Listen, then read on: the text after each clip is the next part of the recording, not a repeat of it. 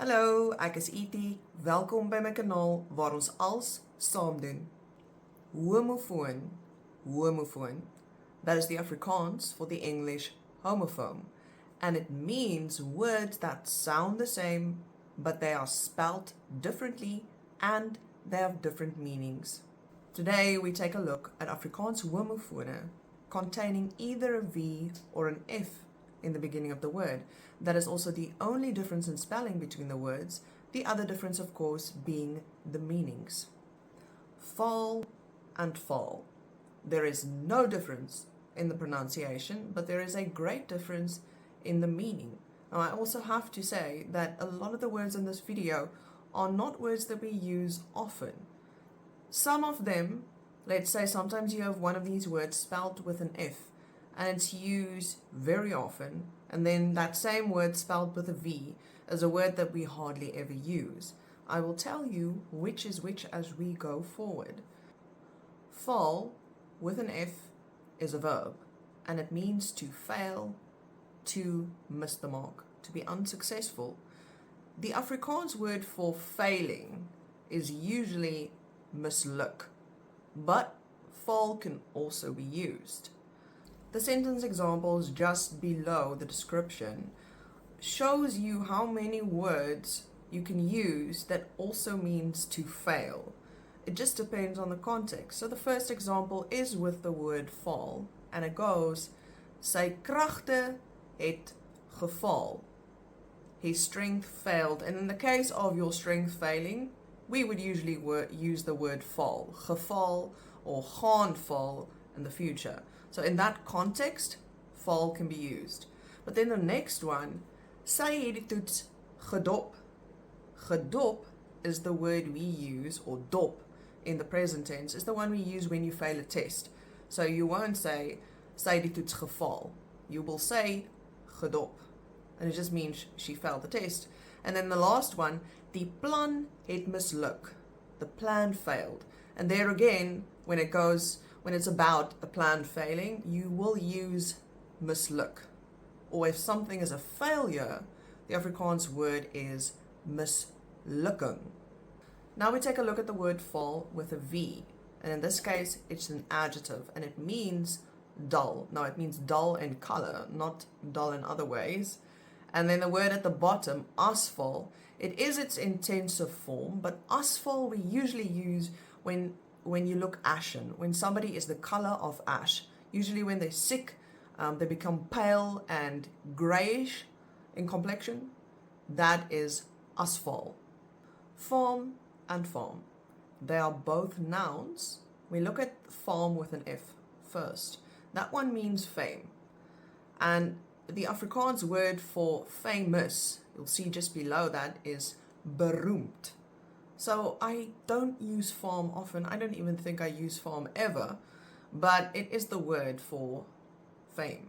Now we take a look at faam with a V, and it means fathom, the unit of measurement, fathom, which is equal to a unit length of 6 feet.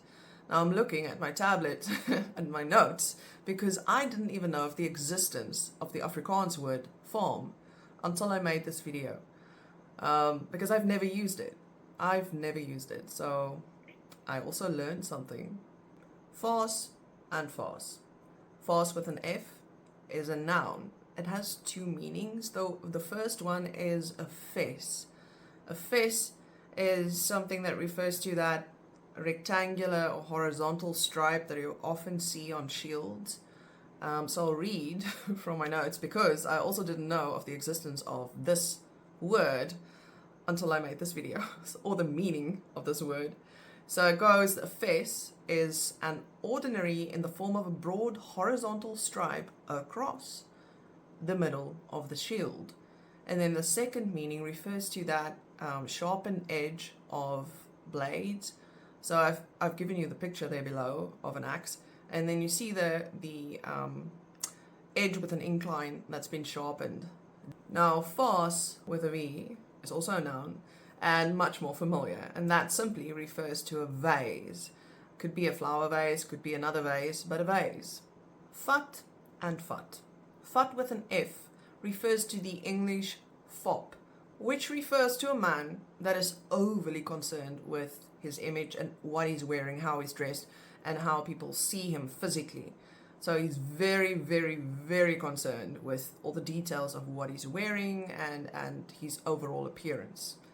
Then we go to vat with a V. Vat with a V has several meanings. The first being a verb, and that is the Afrikaans verb for taking something.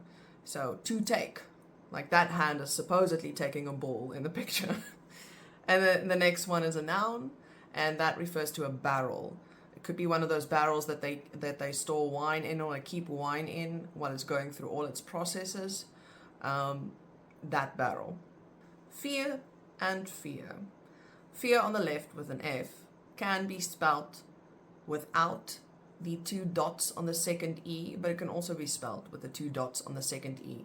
Now, I'm not exactly sure why that is the case. I think it might be that the old spelling had the 2 dots and the new spelling does not, or maybe the other way around. I tried really hard to remember which one of those spellings I learned in school, and I think it was the one with the 2 dots on the second E, but I'm not sure. Although both are correct in this specific case, and it is just simply the word for a fairy.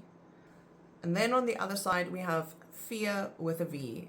It's one of those words that also has more than one meaning, the first being a verb, and fear is to sweep with a broom or with your hand, but it's sweep.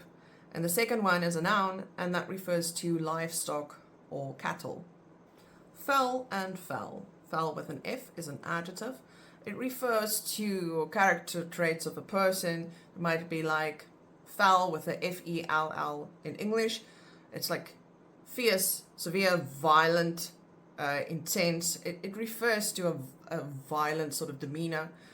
But again, this is also not a word that I ever use. So I have actually forgotten of its existence in its entirety up until now. And then we look on the other side to the word faal. As a noun, it means your skin. As a verb, it means to cut down a tree. So you, like in English, I think also you fell a tree. In Afrikaans, fell jy 'n boom, or you cut the tree down. Fear and fear. Fear on the left with an F refers to rightful pride or high-spirited, but it is to have pride in oneself, but without being egotistical. So it is a deserved pride. And then on the other side, we look at fear, the noun, which is the letter 4. And then fear, the verb, is to celebrate. Fiets and fiets. The one with the F refers to a bicycle. And on the right, we have fiets as an adjective, which refers to dapper, spruce, fit. If you in the modern day age you say, oh, you know, that person is fit, meaning they look good, they are attractive, then that is fiets. Force and force. Force on the left with an F can be both an adjective or an adverb, and it means bold or boldly, robust or vigorous. On the right we have force with a V. That is a noun, firstly, and it refers to the ridge on a roof. You see in the picture there, specifically that thing at the top in the middle. Also a word that I've never used, didn't even know exists. And also it refers to a monarch or a sovereign. Again, don't really use it that way, but I know of that one. And then below that, it refers to frost, which we actually call ripe with a Y in Afrikaans. So I never refer to it as force. And then below that we have a verb, and it means to investigate or to search. But again, the words that we would rather use for investigate is ondersoek, so don't ever use force. And the other one for search is soek. Don't ever use force. But it might just be an older word that was used more long ago and not so much now. Vries and vries. Vries with an F is a noun, and in English it's a vries. Also, something I didn't know exists. And it refers to that decorative part against the older buildings that strip. Um, you'll see in the pictures that I've got there below, and you can also Google it.